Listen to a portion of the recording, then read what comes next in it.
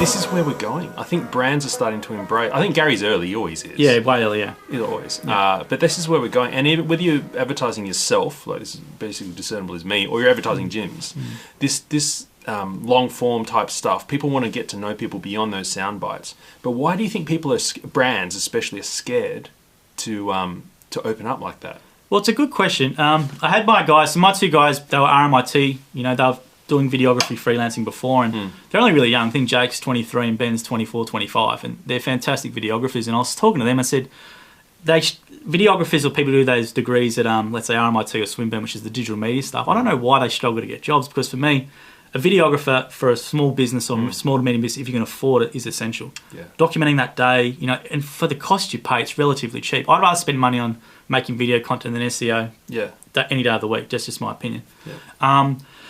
But in regards to... But that's not... Sorry, hold that thought, but you said SEO and versus videography. Videography is a long play, whereas SEO is like motivated people ready to buy now. Yeah, correct. Conversion. Correct, you know. And for me, I just think, you know, having...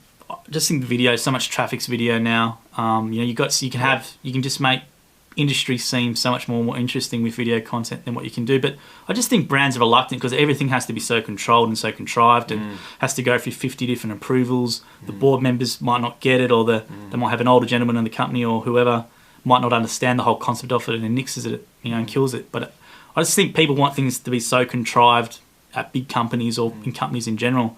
And I just don't think... I think people can see through that. If I see a video ad online, which is a testimonial for a product or whatever, I know it's contrived, you know. But that's why influencer marketing, you know, on Instagram, for example, is still pretty powerful. But even that's getting a bit more contrived now. It is, right? You're not sure, what's going on. Exactly. In the early days, Instagram, you know, influencer marketing was a great tactic. Yeah. But now people, you know, are wary up to it, which is why even online reviews, you know, there's a distrust in online reviews. So how can you get a genuine customer review? Can you do it via video? Can you do it via something else? Have you heard of the service recovery paradox? No, I haven't, no. So there's this theory that anyone looking at a list of reviews, if it's all positive, they distrust it, which is, of course. Yeah. But if you have a couple of bad ones in there and you see the proprietor jumping on and fixing it, like, so sorry, we heard you had that experience, email us, we'll send you a new whatever. That rates higher in people's trust than in all good reviews. Yeah. It's better to have some bad ones come through. So because of the service recovery paradox, some companies are actually actively looking to get some bad reviews in if they don't have any. Okay. And then my wife's got a small business, and I'm like, find a bad review. You've only got 15 good reviews. We need a bad one. And she's, why? Because we need it there and we need you to recover it. And then this is from a professor of marketing here in Melbourne.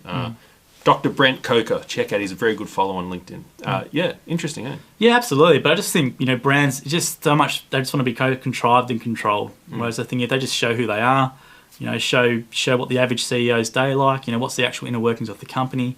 You know, you build that connection with the potential customers or people who are researching you. They see a couple of videos online behind the scenes and they think, oh, that's pretty cool and genuine. And it doesn't have to be well produced at all. It could be a phone. Oh, yeah. This whole thing really started with an April Fool's joke back in the day. I think I had like 10,000 views. I whipped out my phone. We had no cameras whatsoever, and this is when the video sort of really hit home with you know, we need to really do this stuff. Was basically we done an April Fool's prank saying that Jim's just bought, you know, a King Island and he's renamed it Jim Island, and we filmed that. We put it on our Facebook page. It had like 8,000 to 10,000 views, and he had a call, I think, from his wife saying, "You didn't buy an island, did you?" You know, like that was the power of it, and people like seeing him joking around and things like that. So, you know, why not be the CEO? Why not have the CEO of the bank, just joking around or just showing a bit more of their personal side or doing a Facebook Lives, you know, once a year or something like that? I just don't think brands get it yet, and I think it will take a while for the Gary Vee sort of stuff, that mantra, to sort of really filter on the way up. Do you think it's because we've got to wait because we're in our 30s, we've got to wait for our generation to get into the positions of decision and control? Probably we probably do, and I think companies who embrace it sooner than later will do better, and they'll get that younger market into their brand, I think, a lot quicker.